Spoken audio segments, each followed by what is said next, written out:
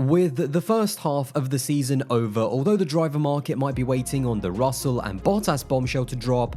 arguably the even more important seat that is still available is the Red Bull seat for 2022. We are 11 races into the Sergio Perez experiment, and I thought the summer break is the perfect time to look back at how he's performed relative to expectations, and realistically I wanted to make this video to get your thoughts as well on whether Red Bull should stay with Perez and possibly give him a longer term contract, or if Pierre Gasly has now improved enough to the point where he would be a major upgrade over Perez and deserves to come back to the team where it all went wrong.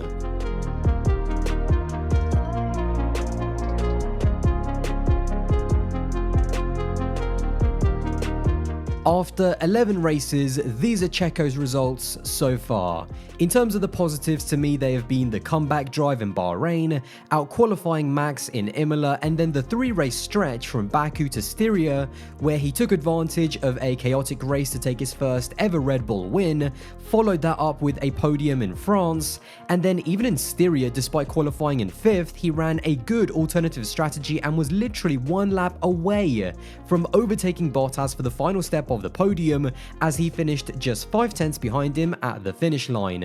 In terms of the negatives, those opening 5 races were a little bit rough as he was trying to acclimatize himself to not only the car, but also the pressure of racing for Red Bull. Then the mistake in the sprint quali in Silverstone, which turned out to be very costly when you think about what then happened in the race to the 2 guys up front. And overall, as I predicted before the season began, his quali pace still isn't quite where it needs to be consistently enough to always be on those front 2 rows.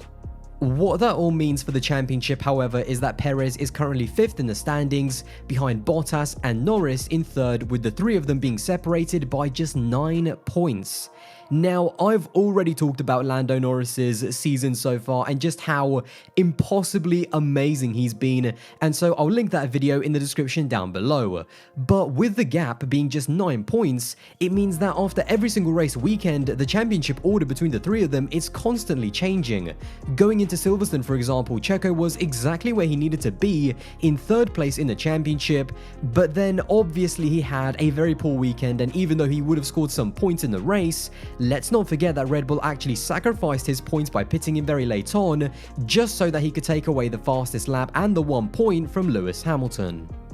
Even in Hungary, although the lap 1 incident cost Max in the title, it also massively cost Checo as well when he was about to possibly bag a big result. Hungary was actually a really big weekend by Checo in one sense, because all throughout the first 3 practice sessions he was constantly about a second to 8 tenths away from the fastest times, but then when it came to qualifying, when he really needed to deliver, did he just fold under the pressure of having a poor weekend up until then? No, he did exactly what he needed to do and qualified 4th on the 2nd row alongside Max. And that, by the way, let's not forget, was with just 1 single run in Q3, when Red Bull for some reason decided to let both of their drivers out late, which cost Checo his final run.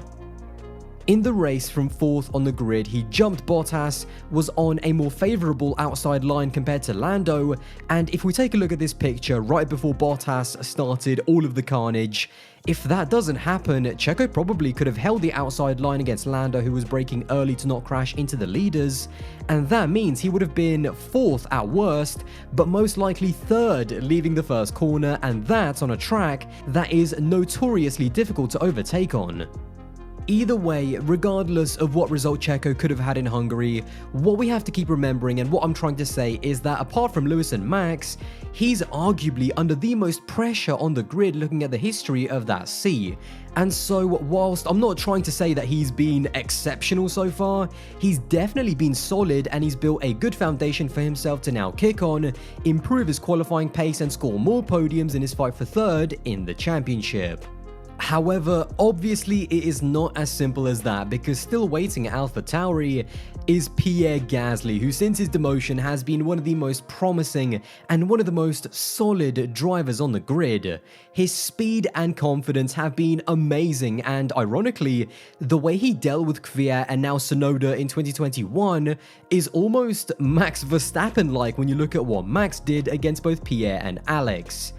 The big question with Pierre is not his speed, however, because we know he's quick and we know what he can do when he's driving with confidence. The question is, how much has he improved mentally? Because that's the biggest thing that many people take for granted about driving for a top team. In the real world, I genuinely believe that all top teams are toxic environments because you are up against the absolute best drivers on the grid, and when you make a mistake or have a bad race, all of that pressure and criticism from the fans and the media falls almost completely on your shoulders.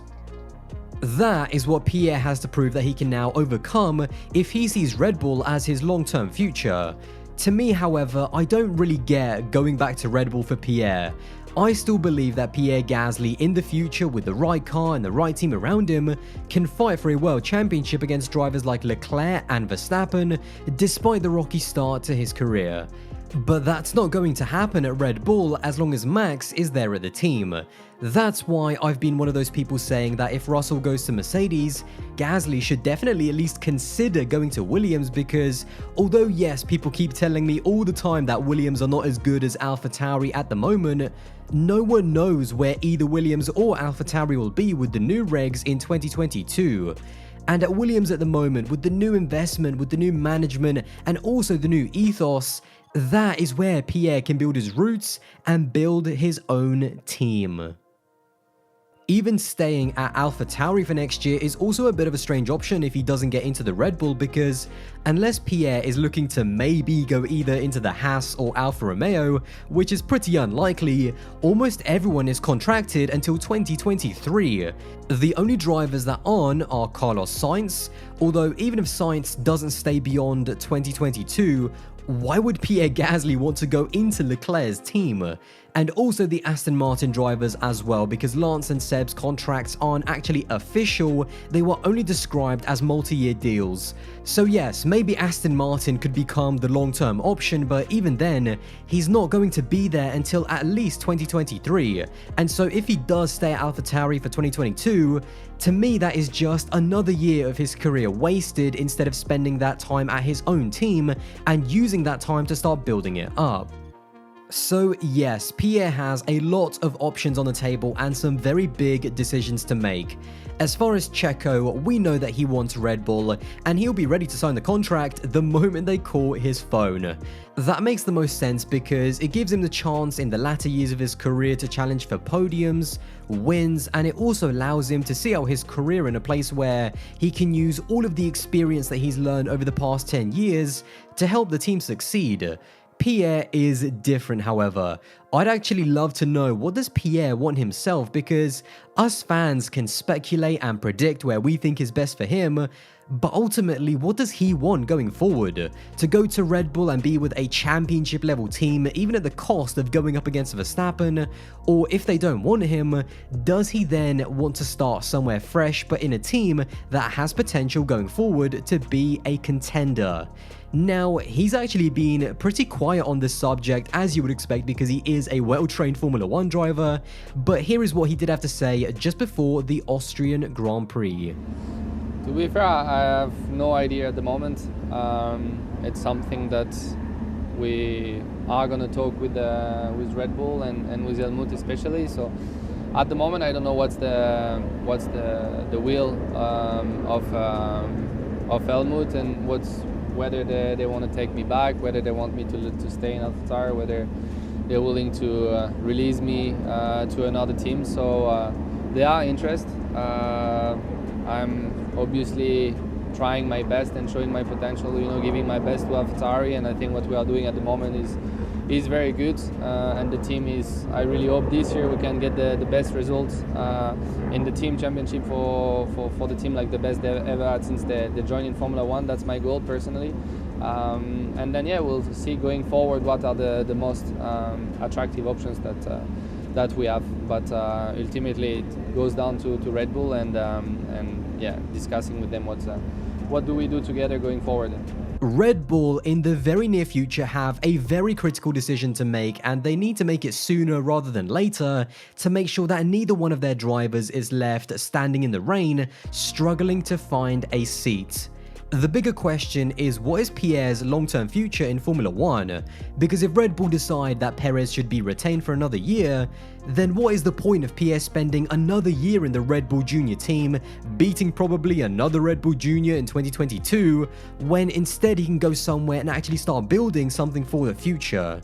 It's funny how even after 2 years we are still talking about that second Red Bull seat, but that's just the circus that we call F1, and as frustrating as it may be sometimes, that's why we love it. However, now it's over to you guys, because you are Helmut Marko and you are also Pierre Gasly. Let me know in the comments below, what would you do to put Red Bull in the best position possible to win championships, and what do you think is the best move going forward for Pierre Gasly so that he can maximize his talent and potential in Formula 1 to maybe one day challenge for a championship?